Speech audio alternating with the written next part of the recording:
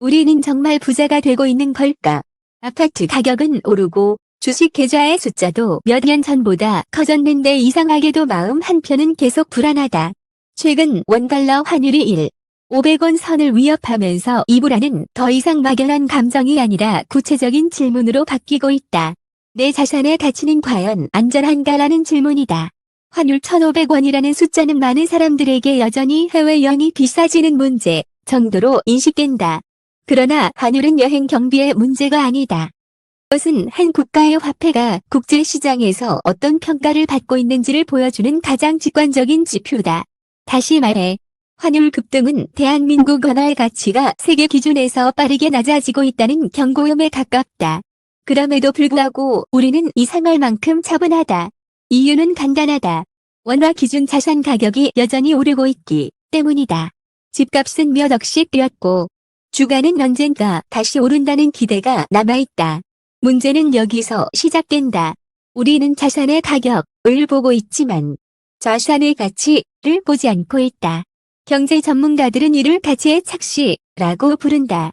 자산이 실제로 얼마나 부유해졌는지는 가격 상승률이 아니라 그 자산이 얼마나 강한 화폐로 측정되느냐에 따라 달라진다.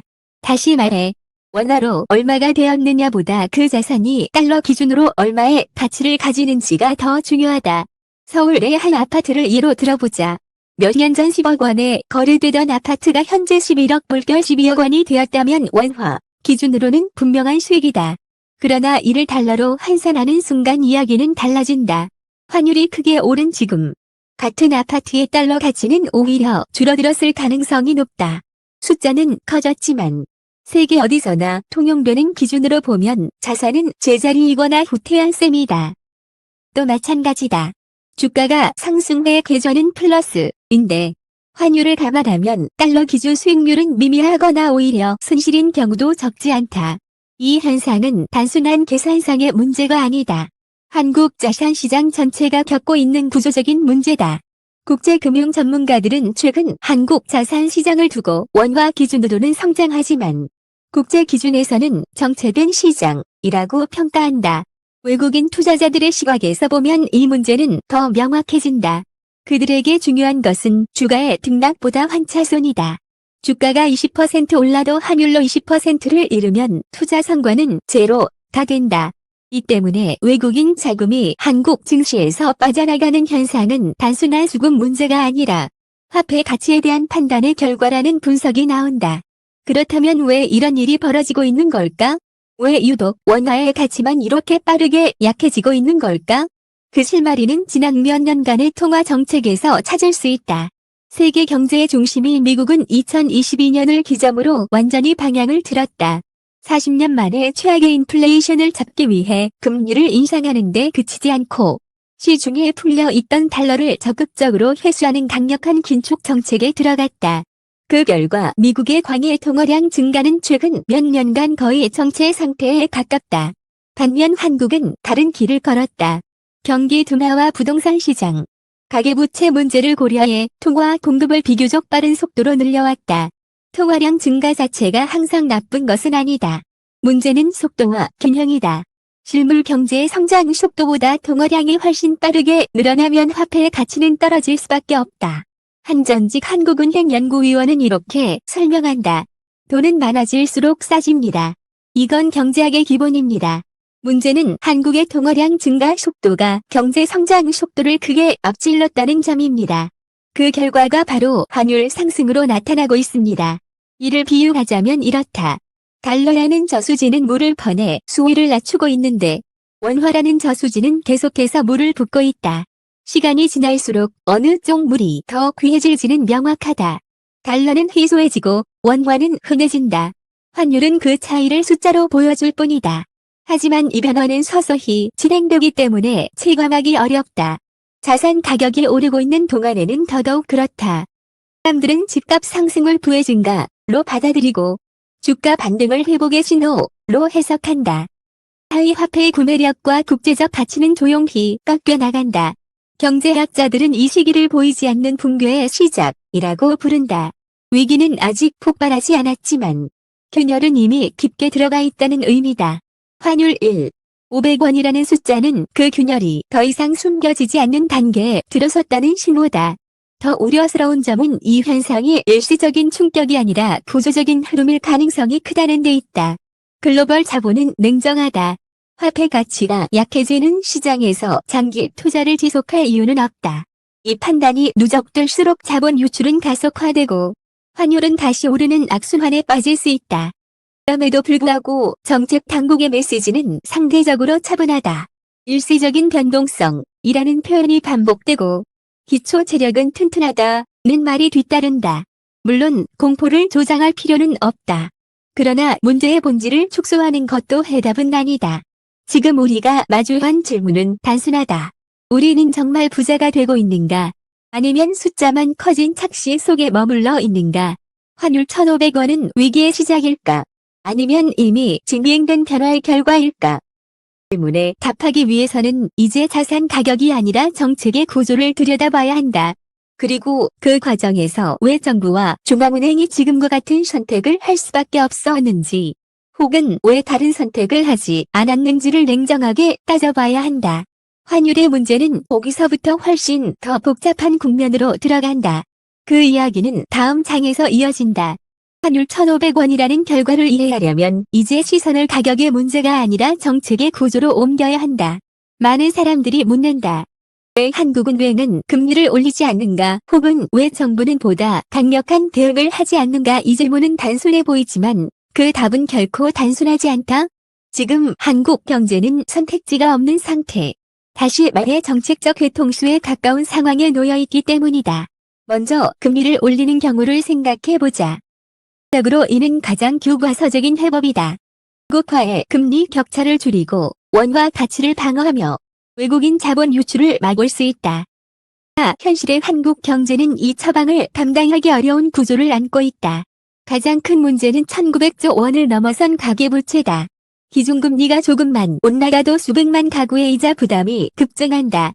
이미 대출 상환에 허덕이고 있는 자영업자와 이른바 영끌 쪽에게 금리 인상은 곧 생존의 문제로 이어진다. 부동산 프로젝트 파이낸싱, PF, 역시 또 다른 시한폭탄이다. 수백조 원 규모로 쌓여있는 PF 부실은 금리 상승의 급도로 취약하다. 금리가 오르면 건설사의 자금 조달 비용이 급증하고 이는 연수의 부도와 금융권의 손실로 이어질 수 있다. 한 금융권 관계자는 지금 상황에서 금리 인상은 환율을 잡는 대신 금융 시스템 전체를 흔드는 선택이 될 수 있다고 말한다. 그렇다면 반대로 금리를 내리면 어떨까? 경기 부양과 부채의 부담 완화라는 단기적인 효과는 기대할 수 있다. 그러나 이 선택 역시 대가가 크다. 격차가 더 벌어질 경우 외국인 자본은 더 빠르게 빠져나갈 가능성이 높다. 그 결과 환율은 1,500원을 넘어 600원, 1,700원까지 치솟을 수 있다. 수입 물가 상승과 인플레이션 압력은 결국 서민 경제를 직접적으로 압박하게 된다. 과거 외환 위기의 기억을 떠올리게 하는 시나리오다. 이처럼 한국은행은 금리를 올릴 수도 내릴 수도 없는 상황에 갇혀 있다. 한 경제학자는 이를 체스판에서 왕이 사방이 막힌 체크메이트 직전의 상황이라고 표현한다. 정책의 선택지가 사라진 상태에서 남은 것은 시간 벌기뿐이다. 이 외통수에 빠지게 된 배경에는 과거의 정책 판단이 자리하고 있다. 2022년과 2023년. 미국이 인플레이션을 억제하기 위해 전례 없는 속도로 금리를 인상할 때 한국은 상대적으로 조심스러운 태도를 유지했다. 부동산 시장의 급락과 가계부채의 충격을 우려한 판단이었다. 그러나 그 결과는 정책 여력의 소진으로 돌아왔다. 충분히 긴축할 수 있었던 시기를 놓친 대가를 지금 치르고 있다는 평가가 나온다. 한 민간 연구소 소장은 정책은 방향보다 타이밍이 중요하다며 한국은 가장 중요한 순간에 결단을 미뤘고 그 부담이 지금 한꺼번에 나타나고 있다고 지적한다. 당시의 선택이 단기적 안정을 가져왔을지는 모르지만 장기적으로는 환율과 화폐 가치라는 더 큰 문제를 남겼다는 것이다. 이제 정책 당국이 환율 방어를 위해 기댈 수 있는 수단은 외환보 유고뿐이라는 분석이 나온다. 숫자만 보면 한국의 외환보 유고는 여전히 4천억 달러를 넘는 수준으로 든든해 보인다. 그러나 이 숫자가 곧바로 즉시 사용할 수 있는 현금 달러를 의미하는 것은 아니다. 외환보 유고는 다양한 자산으로 구성되어 있으며 시장의 신뢰를 지키기 위해 일정 수준 이하로는 사용하기 어려운 심리적 마지노선이 존재한다. 국제금융시장에서는 외환보유고는 방패라기보다 시간을 벌기 위한 완충장치라는 말이 자주 등장한다. 무제한으로 환율을 방어할 수 있는 국가는 없다. 외환보유고를 계속 소진하는 방식은 시장에 오히려 불안심을 줄 수 있다. 결국 이 수단 역시 영구적인 해법이 되기는 어렵다.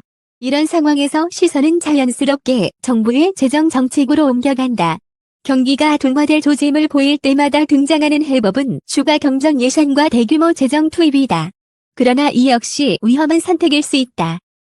기반이 약해진 상태에서 재정을 확대하려면 결국 국채의 발행에 의존할 수밖에 없기 때문이다. 문제는 여기서부터 시작된다. 정부가 대규모로 국채를 발행하면 시장의 자금은 상대적으로 안전한 국채로 몰린다. 이는 기업과 민간 부문으로 흘러가야 할 자금이 정부로 빨려 들어가는 구축 효과를 낳는다. 그 결과 기준금리가 동결되어 있더라도 시중금리는 오르는 기현상이 발생할 수 있다. 경기를 살리기 위해 푼 재정이 오히려 민간 투자를 위축시키는 역설이다. 한지정학 교수는 재정은 마지막 카드이지만 동시에 판도라의 상자가 될 수 있다. 지금처럼 통화 정책이 막힌 상태에서 재정까지 무너지면 정책 신뢰 자체가 흔들릴 수 있다. 고 경고한다. 이는 단순히 경기의 문제가 아니라 국가 신용도의 문제로 이어질 수 있다. 결국 환율 1,500원이라는 숫자는 어느 날 갑자기 등장한 위기가 아니다. 그것은 통화 정책, 재정 정책, 그리고 과거의 선택들이 누적된 결과다. 중요한 점은 이 문제가 아직 진행형이라는 사실이다. 지금의 선택이 앞으로 수년간 한국 경제의 방향을 결정하게 된다. 이제 개인과 시장이 주목해야 할 지표도 달라져야 한다. 적인 금리 발표나 자산 가격 변동에만 집중할 것이 아니라 통화량이 얼마나 빠르게 늘어나고 있는지, 정부의 국채의 발행 규모가 어떤 속도로 증가하고 있는지, 환율 방어가 어떤 방식으로 이루어지고 있는지를 함께 살펴봐야 한다. 이 지표들이야말로 화폐 가치의 미래를 가장 솔직하게 보여주기 때문이다. 환율 1,500원은 끝이 아니라 신호다. 우리가 그동안 선택해온 정책의 결과를 숫자로 보여주는 경고음에 가깝다. 이제 남은 질문은 이것이다. 우리는 이 신호를 단순한 소음으로 치부할 것인가? 아니면 구조를 바꿀 계기로 삼을 것인가? 대개 무게는 정부와 중앙은행뿐 아니라 이 경제 안에 살아가는 모두에게 돌아가고 있다.